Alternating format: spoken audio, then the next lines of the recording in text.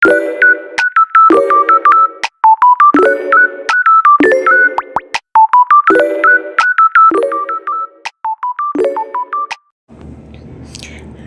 mga miss, finally nakapagpa-deliver din ng gas sa mga person. 3 days din kami puro di kuryente ang ginagamit.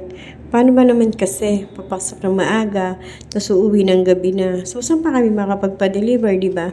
So, ayan, good luck sa Meralco build natin. Anyway, ganito din ba kayo? Kagaya namin na pagbago ang gas, nagliligtas muna bago pa alisin yung nag-deliver. Siyempre, mahirap na. Naka-anti-gas leak naman kami pero nagliligtas pa din kami, syempre para sa safety natin. Kumukuha lang ng sponge yung asawa ko, then sponge na may sabon, tapos papahiran niya yung paligid ng hose, ng tangke. Tapos pag bumula daw o lumobo, ibig sabihin may leak daw yun, kaya dapat magawa ng paraan. Hindi ko lang alam kung may iba pang way ng pagliligtas eh.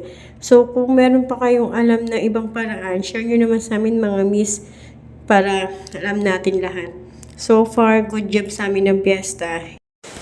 Ay sus, yung kapatid kong pogi. Ayan, yan ang ginagawa niya kahapon. Alam niya nang walang gas, pero kung ano-ano ang naiisip, anong gustong lutuin. Ano ba yan? Shanghai o cheese stick? Sa mga inlulutuin yan, wala ngang gas. Yun naman pala. Dala pala niya yung kanyang butane. Siguro may balak tong magsangyup, kaya dala-dala niya yan. Yan nga pala yung kapatid kong pogi. Ayan. Ayaw niya magpakita na hiya siya. Wala daw siyang makeup. Makeup? Masipag yan. Binibenta ko na yan. Kasi single yan ngayon.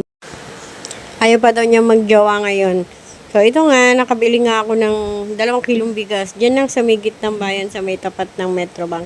Trending siya ngayon eh. Subukan natin kung okay siya. Bibili tayong madami. At least mura na, diba?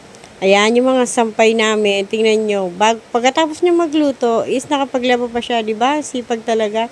So, ayan, dahil nakabili na nga tayo ng gas, liligpit na natin itong mga dikuryente natin. Bye!